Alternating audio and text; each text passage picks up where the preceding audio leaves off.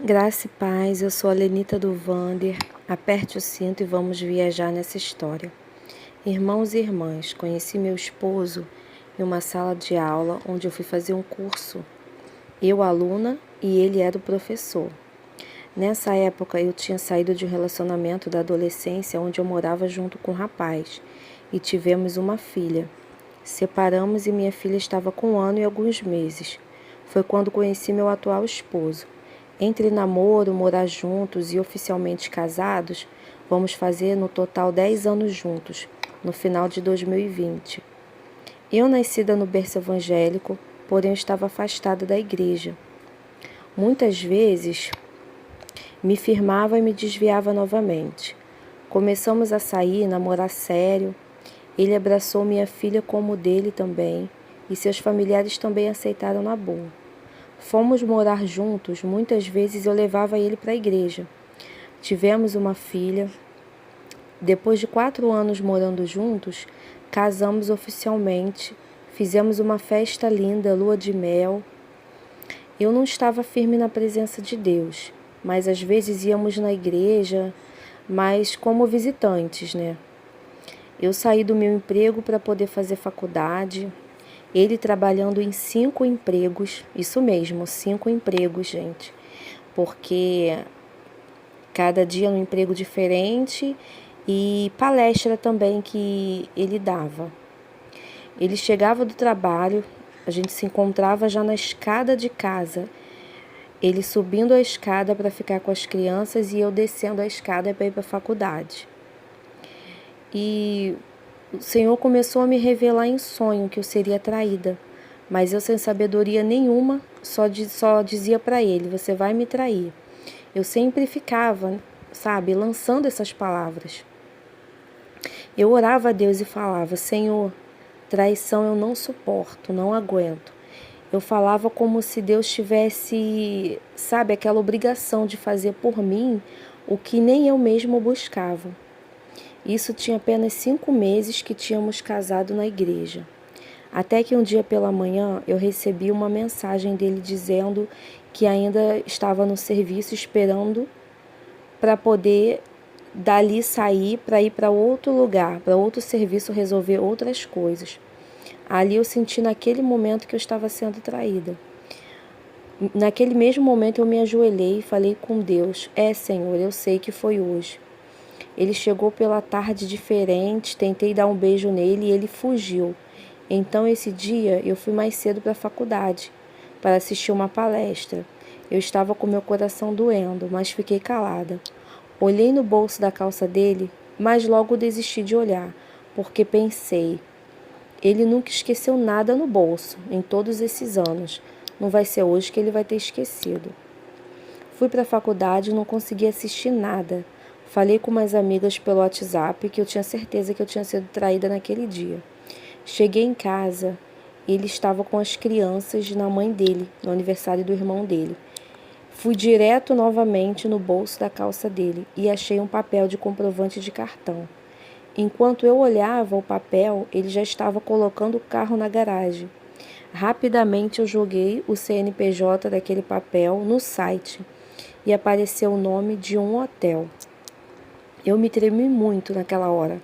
As crianças subiram as escadas empolgadas, falando comigo do aniversário, e eu não conseguia me concentrar. Desci e ele já estava com o celular na mão, deitado no sofá. Tomei um banho gelado para eu tentar me acalmar da raiva. Eu sentei no colo dele e comecei a falar. Depois eu não aguentei, comecei a gritar com ele, mostrando o papel para ele. Me tranquei no banheiro de casa e ele batendo na porta. Eu tirei foto do papel e comecei a postar nos grupos que tínhamos da família dele e da minha. Fui para o carro, fui para a garagem, comecei a quebrar o carro todo e ele nem se atrevia a me segurar de tão agressiva que eu fiquei. E as crianças chorando, olhando, dizendo, mãe, não faz isso. Elas assustadas ficaram abraçadas com ele. Eu bati nele e disse que ele iria embora de casa naquele momento. Em seguida chegou minha sogra com os parentes dele, pedindo para eu me acalmar.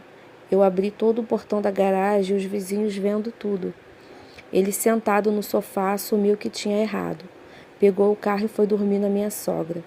As crianças estavam chorando muito naquela noite. E daquela noite em diante, eu fiquei sem dormir. Eu via o dia amanhecer, comecei a ter dores de cabeça todos os dias, eu me tremia todos os dias. No dia seguinte, ele tentou voltar para casa, dizendo que ele tinha decidido trocar de mulher e não de casa, e que a casa era dele. Mas ao mesmo tempo ele me abraçava e dizia que o perdão existia. Eu estava em prova na faculdade. Dali em diante não consegui mais voltar para a faculdade. No outro dia ele veio buscar as roupas dele e se mostrava feliz, com um ar de liberdade. As crianças choravam na escola, começaram a tirar nota baixa. Na outra noite ele veio e eu chamei a polícia para ele. Quebrei de novo o carro, abri novamente o portão da garagem para todos os vizinhos verem o que estava acontecendo. Os nossos pais tentando conversar. Eu deitei no chão e minha vontade era sumir. Neguei que tinha chamado a polícia. E logo a polícia chegou naquele dia, porque eu tinha telefonado para a polícia tirar ele de casa.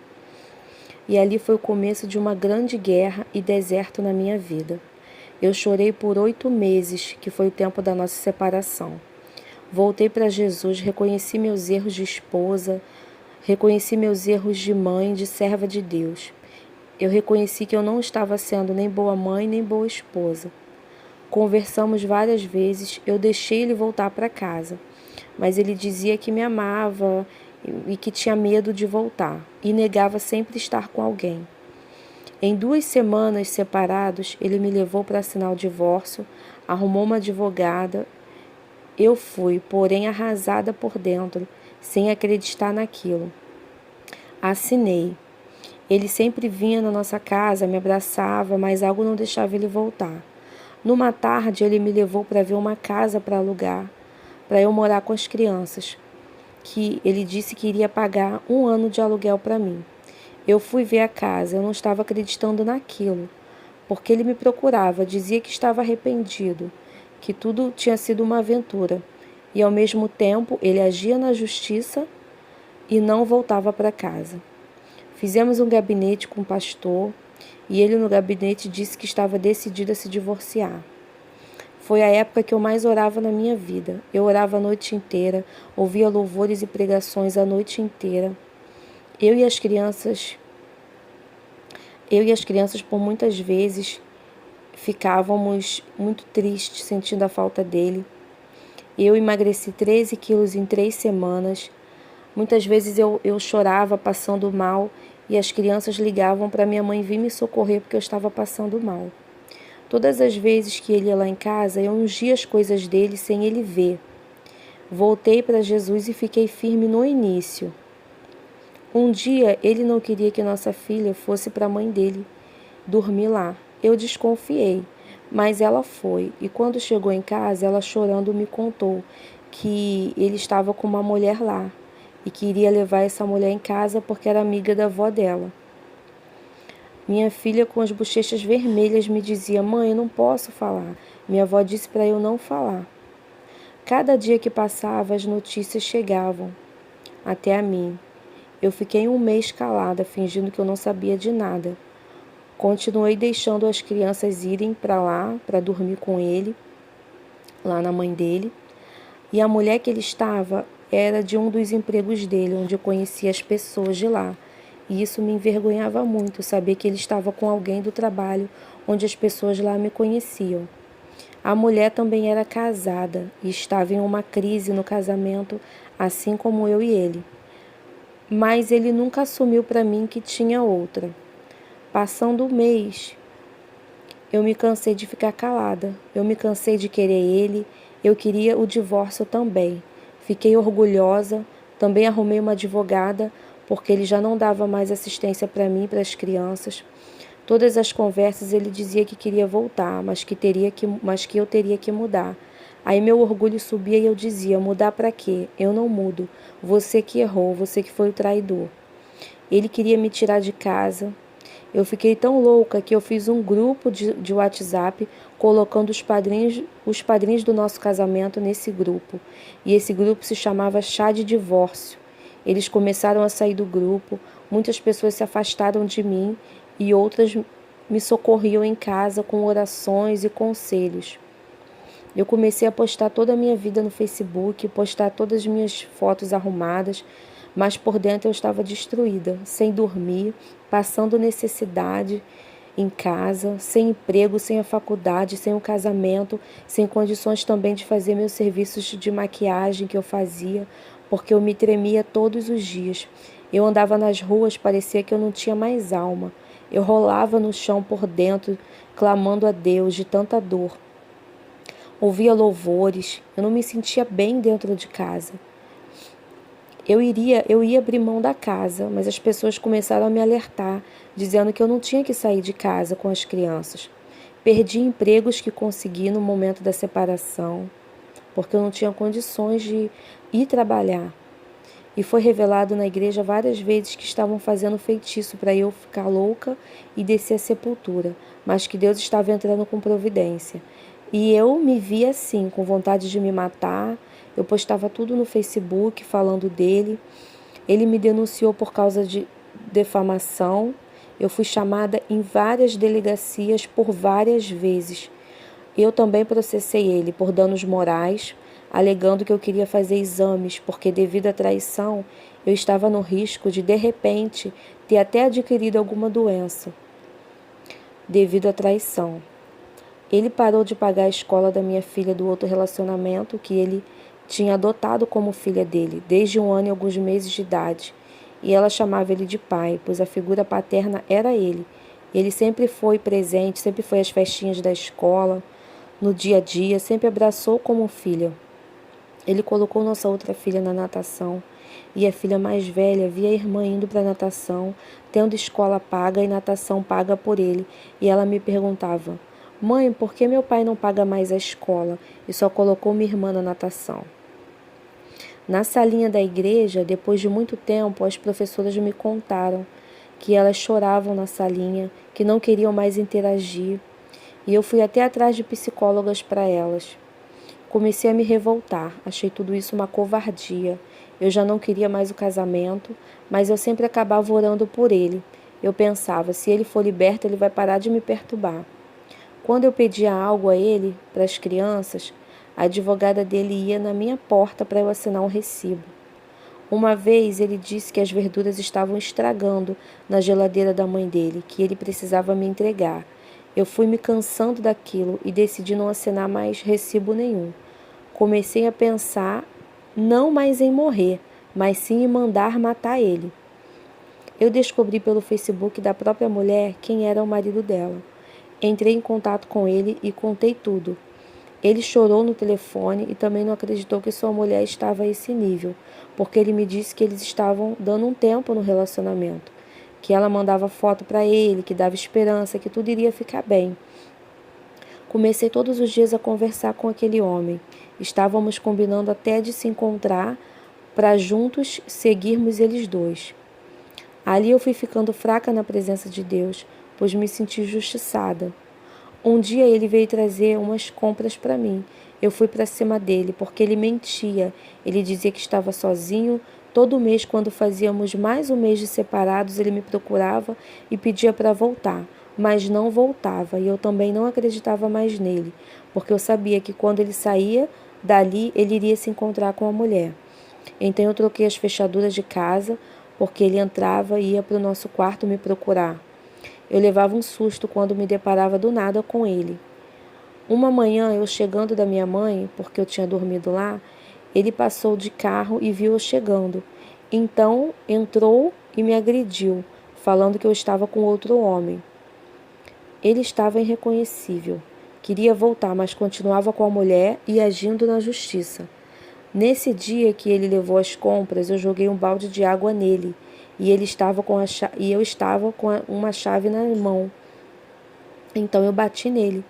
Passando alguns minutos, a polícia estava na minha porta. Fomos para a delegacia. Eu tive que sair no carro da polícia, nossas crianças acompanhando tudo. Fomos ao hospital primeiro. Ele saiu com curativo. Alegou que eu tinha esfaqueado ele. Passamos parte da madrugada na delegacia. sendo que eu não usei faca nenhuma. Eu joguei água nele e machuquei ele com uma chave que estava na minha mão. E na nossa casa tem câmeras. Eu salvei as imagens, mesmo assim ele insistia dizendo que eu tinha agredido ele com facadas. Nesse dia, perdi mais ainda a esperança e pensei, agora já era, ele não me ama. Depois fui chamada novamente na delegacia. Ele me denunciou por ameaça de telefone, dizendo que eu queria matá-lo. Mas eu nunca falei isso para ele. Tivemos audiências, uma por ameaça, outra por exposição que eu fiz no Facebook. Tivemos audiência também para visitação, porque nessa época de tanta mentira, eu já não deixava mais as crianças irem para a mãe dele ficar com ele. E ele começou a só levar nossa filha biológica e nossa outra filha, que no caso não é a biológica, dele, chorava, porque também queria ir passar o dia junto com ele e com a irmã. Isso me machucava muito. O divórcio estava correndo na justiça. Eu namorei outros homens, coloquei no Facebook minha foto com o namorado que arrumei. E ele na mesma, sempre vinha pedir para voltar e dizia estar sozinho. Depois decidi ficar sozinha. Voltei a ficar firme com Deus, mas a restauração eu não queria mais. Eu fui à psicóloga. As irmãs da minha igreja me ajudaram muito, amigas também, alguns familiares dele, alguns familiares da minha família, algumas amigas da minha mãe também me ajudaram muito. Eu precisei de cesta básica da igreja. E isso para mim era muito vergonhoso, mas me lancei para Deus. Eu mesma colocava as mãos sobre minha cabeça e expulsava o mal. Mesmo caindo, eu me levantava e buscava Deus.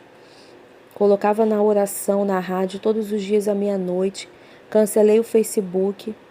Eu ouvia testemunhos de restauração, mas eu não tinha paciência de ouvir muito. Eu pensava, que bobas são essas mulheres. Eu pensava assim porque eu não entendia o propósito de Deus em nossas vidas. Minha mãe sempre dizia que Deus iria fazer tudo novo em nossas vidas. E eu disse por várias vezes, mãe, aceita que você terá uma filha divorciada. Mas ela acreditava na transformação e fazia propósitos por nós. Deus sempre falou comigo em todo o deserto, Deus falava. Usou várias pessoas para me dizer que Deus iria restaurar tudo. E eu pensava, mas como? Mas no fundo eu sempre acreditei no poder de Deus. E todo mês ele me pedia para voltar. E eu fui me cansando e o que eu dizia era, está nas mãos de Deus. Nessa época eu já comecei a sentir paz em casa, já conseguia dormir. Um belo dia meu pastor me ligou para eu ir na casa dele, que meu esposo estava lá. Eu fui até lá com as crianças. Ele tinha ido na escola das crianças, que ficava ao lado da casa do nosso pastor. Então o pastor chamou ele para conversar e falou que dá para ver que tem amor entre vocês. Senão não estaria essa guerra toda. O pastor ali conversou muito com a gente e falou, vocês estão precisando namorar. Então ele e sua esposa ficaram com as crianças e falou para a gente sair, para dar uma volta, para conversar. E nesse dia, o meu esposo falou que o nosso divórcio tinha sido cancelado, sem motivos, pela justiça. Eu não acreditei e fui confirmar com a minha advogada. E realmente era aquilo. Nossas advogadas não entendiam o que tinha acontecido. Como assim? O divórcio foi cancelado pelo juiz sem motivos, sem explicações.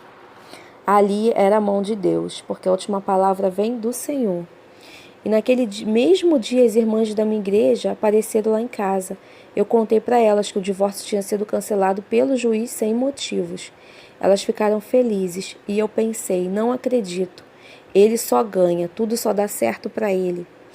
Então decidi não lutar mais com meu braço e falei com Deus, para Deus fazer a vontade dele, o que fosse o melhor para mim e para as crianças, que eu aceitava a vontade de Deus. Cansei de tanta guerra. Na semana do carnaval de 2018, ele mais uma vez me procurou. Sentamos na garagem para conversar.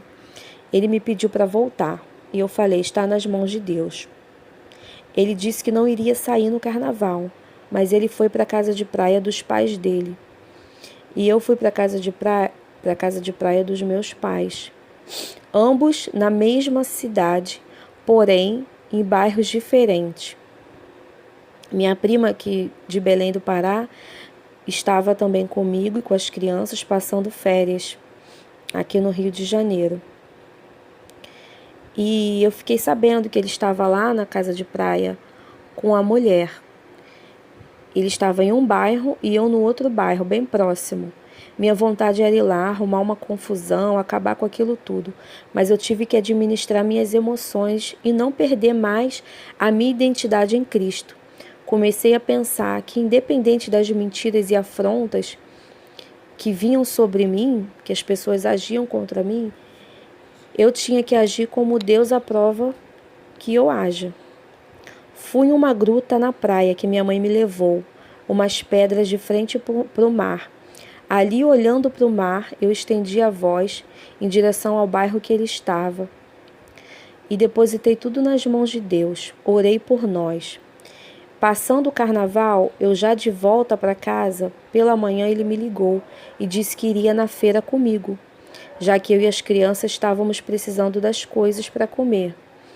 Eu aceitei na boa, esperei ele chegar e nessa mesma manhã, por incrível que pareça, sem saber de nada, antes dele me ligar, eu já tinha trocado meu chip do celular, apaguei os contatos do passado ao qual eu ainda conversava. Quando ele chegou, eu entrei no carro, ele pegou na minha mão e disse: "Hoje eu volto para casa." E eu falei: "Amém." Da feira, ele me deu a mão na feira e ficamos andando na feira de mãos dadas. Da feira fomos para o shopping, do shopping fomos para o hotel, do hotel fomos para o mercado. Ele me deixou em casa já à noite e foi na mãe dele pegar as roupas dele para voltar para casa. Na nossa casa já não tinha mais nada dele. As crianças ficaram felizes e desconfiadas, achando que iríamos brigar. Naquela noite nem dormimos de tão felizes que ficamos, depois de 8 meses separados. E tudo que eu pedi a Deus aconteceu. Voltei confiando só em Deus, porque eu não vi mudança nele enquanto estávamos separados, mas eu sempre orava para Deus só permitir que ele voltasse se fosse transformado para tudo novo. Ele voltou para Jesus, se batizou e tudo está sendo sobrenatural em nossas vidas. Em breve gravarei um vídeo com ele para ele contar a parte dele. Hoje estamos firmes com Deus, felizes, maduros, trabalhamos com casais, sempre contamos nosso testemunho para ajudar alguém. Eu também mudei muito, nossas filhas felizes. Após quase um ano de restauração, decidimos engravidar. Setembro de 2009 nasceu, agora um menino, nosso menino. Faremos 2 anos de restauração em fevereiro de 2020. Deus é fiel e justo. Confie que Ele faz no tempo dele e não no nosso. Deus realmente faz milagres. Meu marido hoje está até pregando e trabalhando na obra de Deus. Ele tem a parte dele para contar, do outro lado da história, o que ele pensava e como Deus foi tratando com ele. Enquanto eu orava daqui, Deus agia lá. Um beijo, fique com Deus, graça e paz.